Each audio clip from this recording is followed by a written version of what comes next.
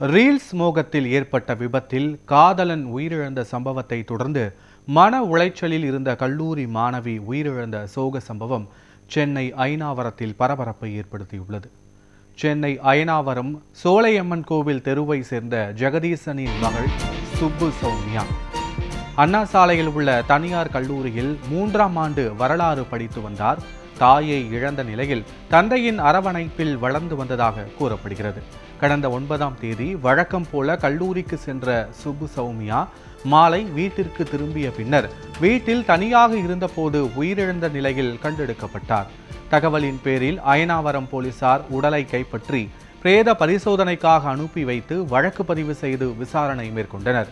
அதில் கீழ்ப்பாக்கம் பகுதியை சேர்ந்த சதீஷ்குமார் என்ற இளைஞருடன் சுப்பு சௌமியா நட்புறவில் இருந்தது தெரிய வந்துள்ளது. ரீல்ஸ் வீடியோக்கள் எடுப்பதில் ஆர்வம் கொண்டிருந்த அந்த இளைஞர் கடந்த 4ஆம் தேதி ரயில் அருகே வீடியோ எடுக்க முயன்ற போது விபத்தில் சிக்கி படுகாயமடைந்தார். மருத்துவமனையில் சிகிச்சை பெற்று வந்த அவர் கடந்த 6ஆம் தேதி உயிரிழந்துள்ளார். இந்த நிலையில் காதலன் இறந்த செய்தி கேட்டு அதிர்ச்சியடைந்த காதலி சுப்பு சௌமியா இறுதி நிகழ்வில் கலந்து கொள்ள பெற்றோரிடம் கேட்டபோது அவர்கள் அனுமதி கொடுக்க மறுத்ததாக தெரிகிறது.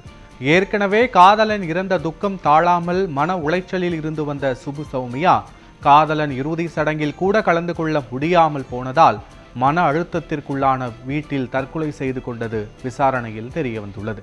காதலன் இறந்த துக்கம் தாழாமல் காதலி தற்கொலை செய்து கொண்ட சோகம் உறவினர்கள் மத்தியில் பெரும் அதிர்ச்சியையும் சோகத்தையும் ஏற்படுத்தியுள்ளது.